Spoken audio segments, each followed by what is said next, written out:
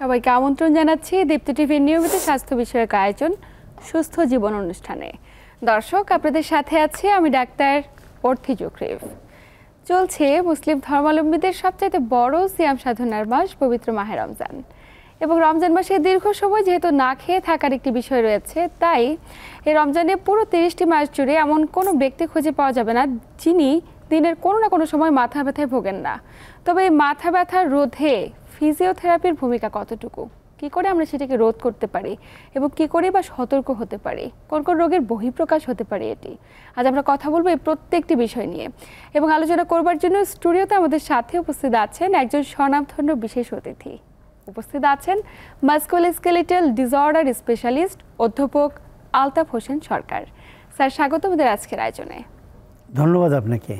Sir, আমরা আজ কথা বলবো যে রমজানে মাথা ব্যথার কারণ, লক্ষণ এবং প্রতিকার নিয়ে। কিন্তু তার আগে আমরা চমকপ্রদ একটি তথ্য পেয়েছি যে অমর 21শে বইমেলায় আপনার নতুন একটি বইয়ের মোড়ক উন্মোচন হয়েছে। জি। তো এই বইটি নিয়ে আপনার ভাবনা কি, কোন ভাবনা থেকে এটা লিখেছেন?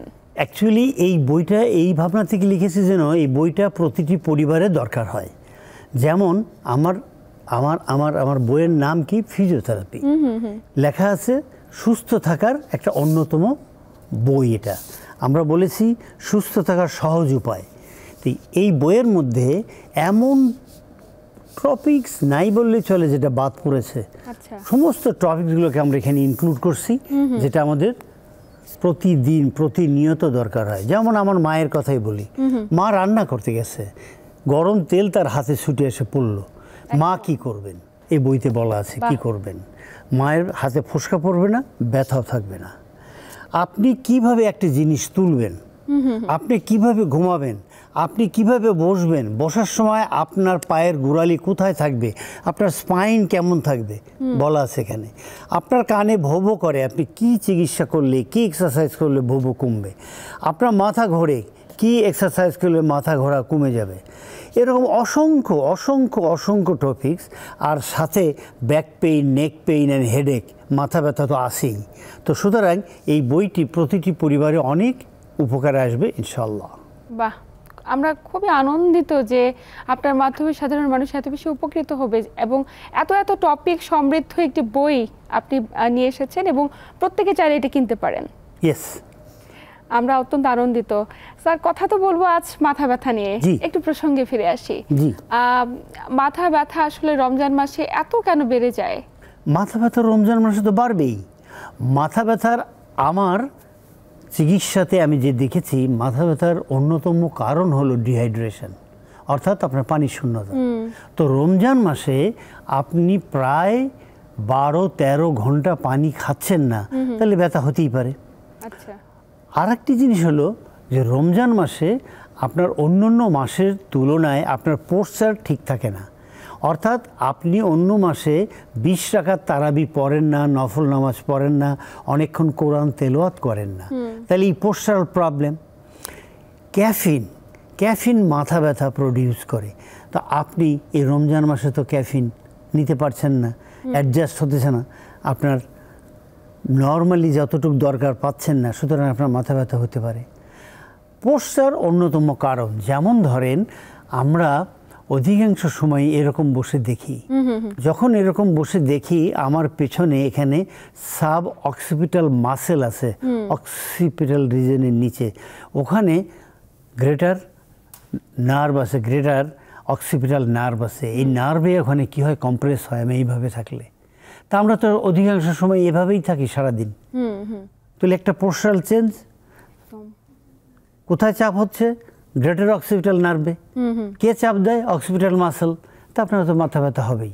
তো এরকম অনেক অসংখ্য কারণের জন্যে আমাদের মাথা ব্যথা হয়। নিশ্চয়ই। এবং স্যার, আপনি পানি শূন্যতার কথা বলছিলেন। দীর্ঘ সময় যেহেতু পানি না খেয়ে থাকছি, কিন্তু রোজার মধ্যে তো পানি খেয়ে ফেলা সম্ভব নয়, যেহেতু ওই পানি না খাওয়াটাই মাথা ব্যথার কারণ হচ্ছে। সেক্ষেত্রে আমাদের কি করণীয় কি রয়েছে? যেমন ধরেন, আমরা মাথা ব্যথা হলে আমরা শেক দিই। কি শেক? ঠান্ডা শেক। তো যখনই আপনি ঠান্ডা শেক নিচ্ছেন, 3 টাইমস ডেইলি 10 মিনিট করে, তার মানে আপনি ঠান্ডা নিচ্ছেন, সেখানে আপনি পানি কিছু হলে অ্যাবজর্ব করছেন, আপনার ভালো লাগবে। এবং এত ভালো লাগে, রোগীরা বলে যে একটু আগে কত কষ্টে ছিলাম, আপনি শুধু ঠান্ডা সেক দিলেন, তাতেই তো আমি এখন অনেক ভালো বোধ করছি। আচ্ছা আচ্ছা। এই ঠান্ডা সেকের সাথে সাথে আমরা কি করি, পোশ্চার চেঞ্জ করি। অর্থাৎ আপনার একটু আগে বলছিলাম গ্রেটার অক্সিপিটাল নার্ভ এরকম থাকলে সে কি হয়, কম্প্রেস থাকে। আমি যদি চিনটাকে একটু টাক করে ভিতরে নেই, এই দেখেন রিলিফ হয়ে গেল। আমি যদি আর একটু ফ্লেক্স করি, আরও রিলিফ হলো। এবং আমি যদি ডান দিকে ঘুরাই এবং সামনে তাকাই, এখানে টুয়ার্ডস মাই এলবো তাকায় থাকলাম, হোল্ড ইট ফর 5 সেকেন্ডস, অনেকটা ভালো, কম্প্রেশন অনেক চলে গেছে। আপনি আবার ঘুরে আসলেন, তবে আপনি পূর্ণ এক্সটেনশনে না গিয়ে আপনি মিড পজিশনে রাখলেন, তাহলে আপনার এখন অনেক কম্প্রেশন হলো না। তারপরে এরকম বারবার এটা যখন করবেন, তখন এই নার্ভ কম্প্রেশনে থাকবে না, আপনার মাথা ব্যথা অনেক কমে যাবে উইথ কোল্ড কম্প্রেশন। বাহ স্যার, এই যে ঠান্ডা শেকের কথা বলছেন বা কোল্ড কম্প্রেশন, এটা নেওয়ার কি কোনো নিয়ম রয়েছে, নাকি ডিরেক্ট বরফ বের করে মাথার মধ্যে দিয়ে দিবে কেউ?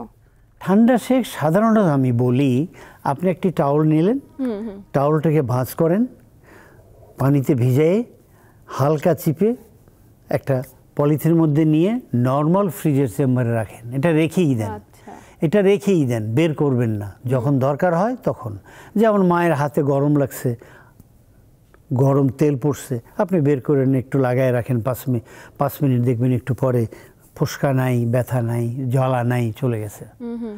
আপনি ওখান থেকে বের করে এনে আপনি মাথায় ব্যবহার করেন, মাথার পেছনে ব্যবহার করেন, দেখবেন যে আপনার একটু আগে যে মাথা ব্যথা ছিল সেই কষ্ট চলে গেছে। এখানে আপনি আরেকটু অ্যাড করি, আমাদের এই স্ক্যাপুলা থেকে একটা মাসেল ওঠে, লেভিটার স্ক্যাপুলি উঠে এই আপার সার্ভাইকেলে গিয়ে লাগে। এখানে ট্রাপিজিয়াসের আপার পার্ট আছে, এরা গিয়ে এখানে লাগে। ভিতরে স্ক্যালিনি মাসেল থাকে, সেও এখানে লাগে। স্টার্নোক্লিডোমাস্টয়েড আছে, সেও এখানে লাগে। এরা কি করে, এরা সবাই টাইট হয়, টাইট হয়ে এরা নার্ভের উপরে চাপ দেয় এবং নিজে আর লম্বা হতে চায় না, তখন মাথা ব্যথা প্রডিউস করে।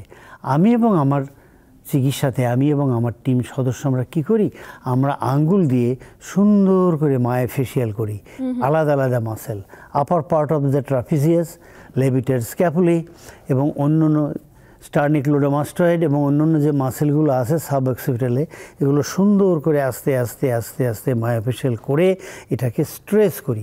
একটু আগেই আমি আপনাকে বলছিলাম যে আমরা এই অবস্থায় আছি, এখানে কম্প্রেশন হচ্ছে অক্সিপিটাল নার্ভে। যখনই আমি জাস্ট ইজি, দেখেন নার্ভ কম্প্রেশন নাই, ব্যথা অনেকটাই কম। এখন আরেকটু আমি ফ্লেক্স করলাম, বলে ব্যথা এখন নাই, আপনি এখন একটু স্ট্রেস করেন, হয় ডাইনে নয় বামে নেন, বামে নিলে বাম এলবোর দিকে তাকান, ডাইনে নিলে ডান এলবোর দিকে তাকান, and hold it for 5 seconds. বারবার রিপিটেডলি এটা করেন, তাহলে দেখবেন যে আপনি এটা অনেকটাই মাথা ব্যথা কমে গিয়েছে, যাবেই। এটা প্রমাণিত। আমার 46 বছরের অভিজ্ঞতা, দেশে এবং বিদেশে আমরা যে চিকিৎসা করি আমাদের সেন্টারে, আমাদের চেম্বারে, আমি এবং আমার টিমের সদস্য, ইটস প্রমাণিত, ব্যথা থাকে না। অনেক বছরের ব্যথা নিয়ে ওরা আসেন, রোগীরা আসেন, কিন্তু ব্যথা আল্লাহ পাক আমাদের চিকিৎসার ওসিলায় ভালো করে দেন।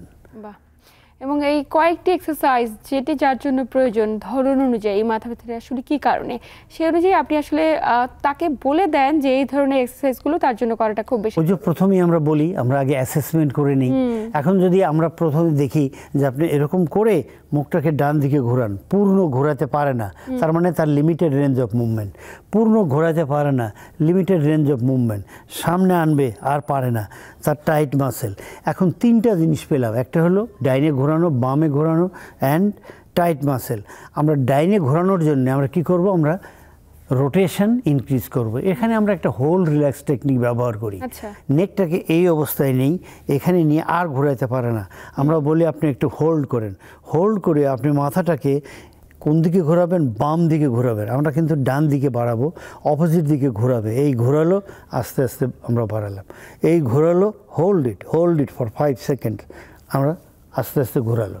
এখন আমার মনে হবে যে 5 সেকেন্ডস আপনি কী করে ভাববেন হলো, আপনি দুইভাবে হতে পারে। একটা হলো যে 1001, 1002, 1003, 1004, 1005 আপনি গুনলে 5 সেকেন্ড হয়। অথবা সুবহান আল্লাহি ওয়া বিহামদিহি সুবহান আল্লাহিল আযীম, সুবহান আল্লাহি ওয়া বিহামদিহি সুবহান আল্লাহিল আযীম। আপনি দুটোর যে কোনো একটা আপনি বেছে নিতে পারেন। সুবহান আল্লাহ 2 বার বললে 5 সেকেন্ড হয়, আর এটা 1001 থেকে 1005 গুনলে 5 সেকেন্ড হয়। টাইমিংটা ইজ ভেরি ইম্পর্টেন্ট। আপনি যদি সঠিক টাইমিং না করতে পারেন তাহলে এখানের চিকিৎসাটাও সেরকম হবে। আপনি স্যার বলছিলেন অ্যাসেসমেন্ট করাটা খুব বেশি জরুরি। হর হামেশা বিভিন্ন জায়গা থেকে বা বিভিন্ন ইউটিউবে ভিডিওগুলো দেখে নিজেরা সিদ্ধান্ত না নিয়ে অবশ্যই একজন মাস্কুলোস্কেলেটাল স্পেশালিস্টের সিদ্ধান্ত নেওয়াটা খুব বেশি জরুরি। এ বিষয়ে বিস্তারিত জানবো। প্রথম হলো যে আপনার অ্যাসেসমেন্ট করা কেন জরুরি। আপনি অ্যাসেসমেন্ট না করলে আপনি বের করতে পারবেন না যে আপনার রোটেশন কোনটা কতটুকু লিমিটেড। আপনি অ্যাসেসমেন্ট না করলে এই যে মাসেলগুলোর কথা বলছি, আপনি এটা বের করতে পারবেন না যে কোন মাসেল বা কোন মাসেল গ্রুপ সে টাইট এবং সে আপনাকে অ্যালাউ করছে না মুভমেন্ট করতে।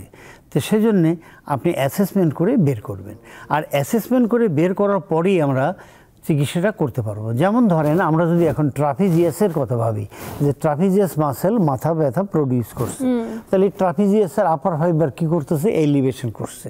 তো এলিভেটেড করে দেখলাম যে সে সঠিকভাবে পারে না, তখন আপনি আঙ্গুল ব্যবহার করে ট্রাপিজিয়াসের আপার পার্টকে সুন্দর করে ধরে মায়োফেশিয়াল রিলিজ করেন, বারবার মায়োফেশিয়াল রিলিজ করার পরে তাকে বলেন যে এখন আপনি উঠান, বলে যে আগের চেয়ে একটু ভালো উঠাতে পারি।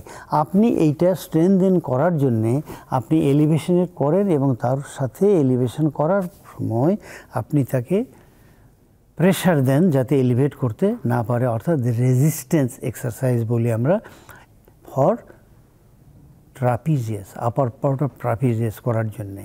ট্রাপিজিয়াস মাসেলের 3 অংশ, আমরা উপর পার্টের কথা বলছি, অন্য 2 পার্ট এখানে কোনো মাথা ব্যথা প্রডিউস করে না, এই জন্য আমরা এখানে আসছি না।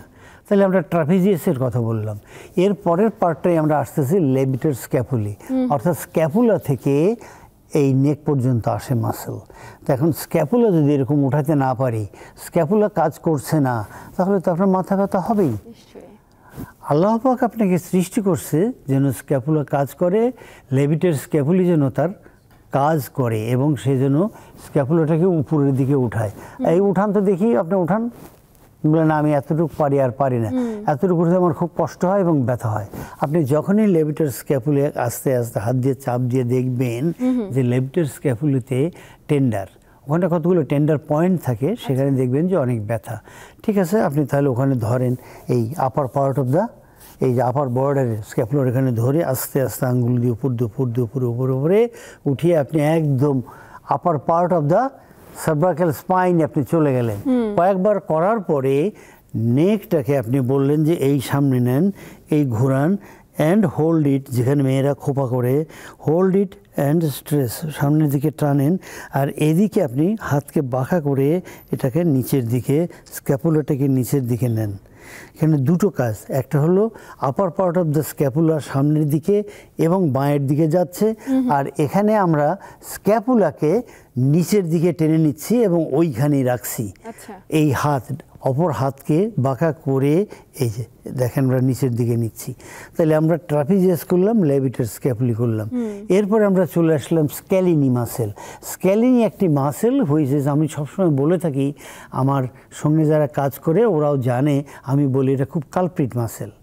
একটি মাসেলের 3টা head, anterior, posterior, middle head, এবং সেই স্ক্যাপুলি মাসেলটাকা সে নেকের এখানে ব্যথা প্রডিউস করে, মাথা ব্যথা প্রডিউস করতে সাহায্য করে। বাট খুব সহজেই আপনি এরকম বসে আছেন, এই গেলেন উপর দিকে তাকালেন, এই আসেন নিলেন, উপরে উঠালেন, উপর দিকে তাকালেন, গ্র্যাজুয়ালি স্ক্যালিনি মাসেলের 3টা পার্টই আস্তে আস্তে কী হবে, লম্বা হবে। এরপরে আমরা চলে যাচ্ছি সাব অক্সিপিটাল মাসেল। এখানে অনেকগুলো মাসেল থাকে, 3-4টা মাসেল থাকে। সেই মাসেলগুলোকে আমরা কি করব, সাব অক্সিপিটাল মাসেল। এখানে একটু আগে বলছিলাম বোধহয় যে আমাদের এই যে গ্রেটার অক্সিপিটাল নার্ভ আছে, ওকে কম্প্রেস করে রাখে, একদম সোজা সেকেন্ডের মধ্যে সে রিলিফ হবে। আপনি বসে আছেন, হোল্ড ইট ইউর চিন অ্যান্ড চিন টাক করেন। এই যে দেখেন একটু আগে এই ছিল, আমি চিন টাক করার সাথে সাথে এখানে ফাঁকা হয়ে গেল। ফাঁকা হলে এই অক্সিপিটাল নার্ভের উপরে যে প্রেশার ছিল সেই প্রেশারটা চলে যাবে, তার মাথা ব্যথা করবে না। প্রেশারটা চলে গেলে মাথা ব্যথাও চলে যাবে। প্রেশারটা বারবার এটা করব বারবার, এবং এরপরে একে আরও লম্বা করার জন্য অপোজিট গ্রুপে অপোজিট দিকে নিয়ে গেলাম, এবং এখানে নেওয়ার পরে বলবো যে এখানে তাকাতে, এখানে তাকায় রাখতে, hold it hold it hold it. তবে এই এক্সারসাইজ করার সময় আপনাকে আপনি অবশ্যই খুব রিল্যাক্টেন্টলি বসবেন। আপনার বসাটা যেন রিল্যাক্টেন্টলি হয়, the shoulder blade and shoulder girdle মাসেলগুলো যেন রিল্যাক্স থাকে। আপনি যেন চেয়ারের মাঝে বসেন, আপনার কোমরটা যেন একটু হলো থাকে, যেটা আমরাকে বলি অলওয়েজ আমরা বলে থাকি আপনার লাম্বার রিজন বা কোমরটা যেন বাঁকা থাকে। কোমর বাঁকা থাকে বা হলো থাকলে আপনার অনেক কষ্ট কমে যাবে। এই পর্যায়ে আমরা এসে এগুলোকে আস্তে আস্তে আরও একটার পর করতে থাকি। অ্যান্ড কোল্ড কম্প্রেশন আমরা দিতে থাকি। নিশ্চয়ই, খুবই চমৎকারভাবে জানলাম আসলে পদ্ধতিগুলা প্রত্যেকটা মানুষের জন্য উপকার। কারণ এমন কোনো ব্যক্তি নেই যিনি তার জীবদ্দশায় কখনো মাথা ব্যথায় ভোগেন না, এবং মাথা ব্যথা খুব প্রচলিত এবং পরিচিত একটি চিত্র একজন মানুষের জীবনে। স্যার, আমরা এই মুহূর্তে তো যে রোজাগুলো রাখছি, দীর্ঘ সময় প্রায় 13 ঘন্টা না খেয়ে থাকছি, তাতে করে মাথা ব্যথা হলেও যে তাৎক্ষণিকভাবে আমরা ওষুধ খেয়ে ফেলবো, পানি খেয়ে ফেলবো, তারও কোনো উপায় নেই। তাই এক্ষেত্রে সাহারিতে কিংবা ইফতারে কতটুকু পানি খাওয়ার পরামর্শ থাকবে? এবং আপনার ইফতারে আপনি বেশি পানি খান যদি আপনার পানি আপনার অন্য কোনো কষ্ট না দেয়, তবে পানিটা যেন আপনার নর্মাল পানি হয়, ঠান্ডা পানি পরিহার করবেন। গুরুত্বপূর্ণ তথ্য। ঠান্ডা পানি আপনার অনেক অসুস্থতা বাড়িয়ে দিতেই পারে। তো সেই জন্যে ইফতারির পরে আপনি অনেক পানি খাবেন, এবং এই পানিটা আপনার নর্মাল পানি হবে। ইফতারির 2-3 ঘন্টা পরে 2 ঘন্টা পরে আপনি এক্সারসাইজ করতে পারেন। যে এক্সারসাইজ আপনার মাথা ব্যথা কমায় ফেলবে, যে এক্সারসাইজ আপনার শরীরে অনেক অসুবিধা দূর করবে, যে এক্সারসাইজে আপনি অনেক ভালো থাকবেন, যে এক্সারসাইজে আপনার ডাইজেশন ভালো হবে, যে এক্সারসাইজে আপনার জয়েন্ট মোবিলিটি বাড়বে, এটা হলো ইফতারের 2 ঘন্টা পরে। এছাড়া আপনি সেহরি খাওয়ার 30 থেকে 35 মিনিট পূর্বে আপনি আবার এটা করতে পারেন। এটি খুব গুরুত্বপূর্ণ তথ্য, কারণ অনেকেরই প্রশ্ন থাকে যে যেহেতু সারাদিন ফাস্টিং থাকছি, রোজারত অবস্থায় কি আসলে ব্যায়াম করা যায় বা এক্সারসাইজ করা যায়? এই প্রশ্নগুলো কিন্তু অনেকেই করে থাকে, যে তাহলে রোজা রাখার পরে আমরা আসলে পার্টিকুলার কোন সময়টিতে এক্সারসাইজ করতে পারি?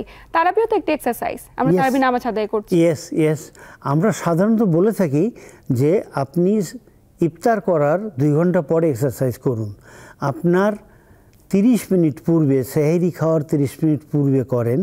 কোনো রিসার্চাররা বলছেন আপনি সেহরি খাওয়ার 10 মিনিটের মধ্যে আপনি কমপক্ষে 5 মিনিট হাঁটুন, তাতে আপনি অনেক ভালো থাকবেন। এটা একজন রিসার্চার একভাবে রিসার্চ করছে, তারা তাদের অভিমত ব্যক্ত করছে, এবং আমার রোগীরা এগুলো প্র্যাকটিক্যালি তারা করে থাকে, এবং তারা বলে যে আমরা এখন ভালো বোধ করি। বিশেষ করে অনেকের ইনডাইজেশন ছিল, সে রাতের খাবারের পর সে 10 মিনিট হাঁটতো, হাঁটে এখন বলছে তার স্টমাক প্রবলেম, তার অ্যাসিডিটি, তার সেই প্রবলেম ছিল নাই।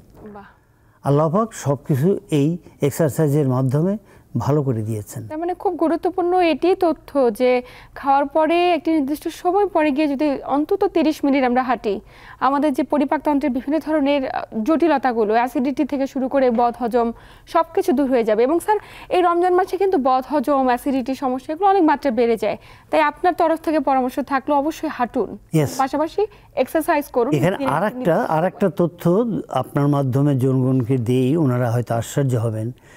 আমাদের যে ভিসারাগুলো আছে, আপনি তো জানেন, প্রত্যেকটি ভিসারাই মুভমেন্ট করে। তো কোনো কারণে যদি সে মুভমেন্ট না করে তাহলে তো আপনি অস্বস্তি বোধ করবেন। লিভার তার মুভমেন্ট করছে, স্টমাক তার মুভমেন্ট করে। তো সুতরাং আপনাকে এই পার্টিকুলার একটা সময়ে আপনাকে এটার মুভমেন্ট করাতে হবে। আমরা বলি অনেক সময় ভিসারাল ম্যানিপুলেশন বা ভিসারাল মোবিলাইজেশন বলি, করে আমরা এটাকে মুভমেন্ট করি। তবে walking is the best exercise for stomach, for liver.